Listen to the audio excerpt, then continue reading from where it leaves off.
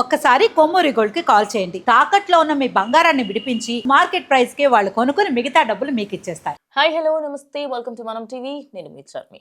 ఈ మధ్య కాలంలో గొడవలు, బాంబులు వేసుకోవడాలు, అదేవిధంగా ఈ ప్రాంతం నుంచి ఆ ప్రాంతానికి సంబంధించి గొడవలు ఇవన్నీ వింటూ వస్తున్నాం. దేశ బార్డర్లలో ప్రతి బార్డర్ ఎట్లా ఉందంటే గట్టిగా మాట్లాడుకుంటే ఓ 2-3 బార్డర్లు తప్ప అన్ని బార్డర్స్ చాలా సీరియస్గా ఉన్నాయి. అయితే ఇప్పుడు ఇంకోటి కూడా ఉందన్నమాట, యుఎస్ఏ అండ్ సిరియా. అరే మళ్ళీ వీళ్ళిద్దరికి ఏమైంది అనుకుంటారు, వీళ్ళిద్దరిది పంచాయితీ మస్తు రోజుల నుంచి నడుస్తుంది. కానీ ఇప్పుడు ఏంటంటే కావాలని చెప్పేసి నిన్న మధ్యాహ్నం 12:30 ఆ టైంకి, ఈస్టర్న్ టైంకి సంబంధించి మాట్లాడుతున్నది, 12:30 అక్కడ.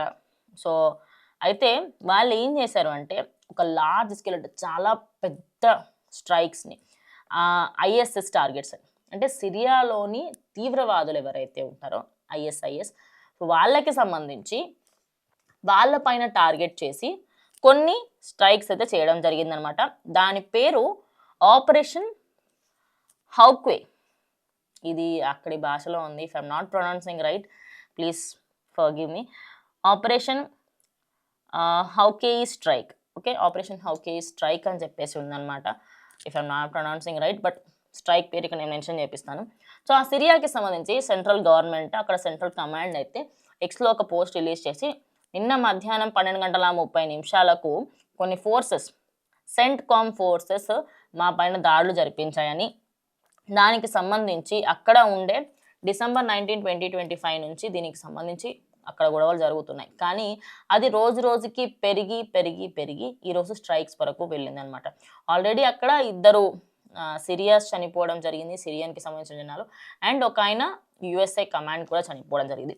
అయితే దీనికి సంబంధించి ఈ అటాక్లో సోల్జర్స్ కొంతమంది అప్రాక్సిమేట్లీ ఒక 2-3 చనిపోయి ఉండొచ్చు ఇప్పుడు జరిగిన దాంట్లో. కానీ 2 సోల్జర్స్ ఎవరైతే ఉన్నారో వాళ్ళ పేర్లు కూడా బయటకు వచ్చాయనమాట.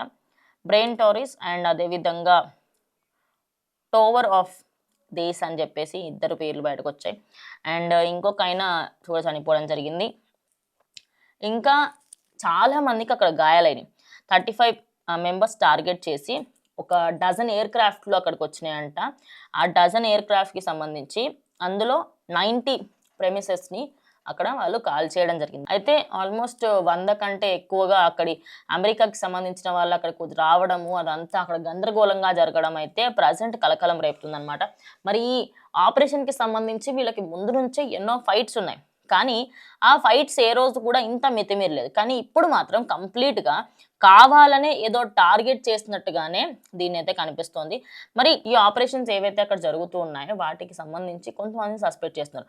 ఒక విధంగా చూసుకుంటూ ఉంటే అసలు ఇండియాలో పక్కకు పెడితే అండ్ పాకిస్తాన్, బంగ్లాదేశ్, ఇటు China, Russia, Greenland and America, mainly ఇప్పుడు సిరియా, అన్ని దేశాలు అటు పక్కన శత్రువు ఎవరంటే యుఎస్ఏ అనే చెప్తున్నారు. యుఎస్ఏతోని ప్రతి ఒక్కరికి ప్రాబ్లమే ఉంది. అయితే ఇందులో ఎక్కడైనా ఏమైనా తప్పు జరిగిందా ఏంటి, మరి అక్కడ కావాలనే అక్కడ నిజంగా సిరియన్స్కి సంబంధించి అక్కడ టెర్రరిస్టులు ఉన్నారా లేదా అనేది ఇంకేమీ తెలియదు. కానీ అక్కడ గవర్నమెంట్కి సంబంధించిన వాళ్ళు మాత్రం వాళ్ళైతే అక్కడ అసలు ట్రై చేస్తున్నారు, అలాంటివి ఏమీ లేవు అని చెప్పినప్పటికీ కూడా ఖచ్చితంగా అక్కడ ఉంటాయంట. ఎస్, అక్కడ ఉండే ఛాన్సెస్ 100కి 200% ఉన్నాయి. వాళ్ళపైన దాడి చేయాలి, కానీ సడన్గా ఇలా స్ట్రైక్స్ చేస్తే అక్కడ మేము ఎలా రియాక్ట్ అవ్వాలి ఏంటి అని చెప్పేసి, మరి వీళ్ళేమైనా ప్రతి దాడి చేస్తారా అనేది కూడా చూడాల్సి ఉంది.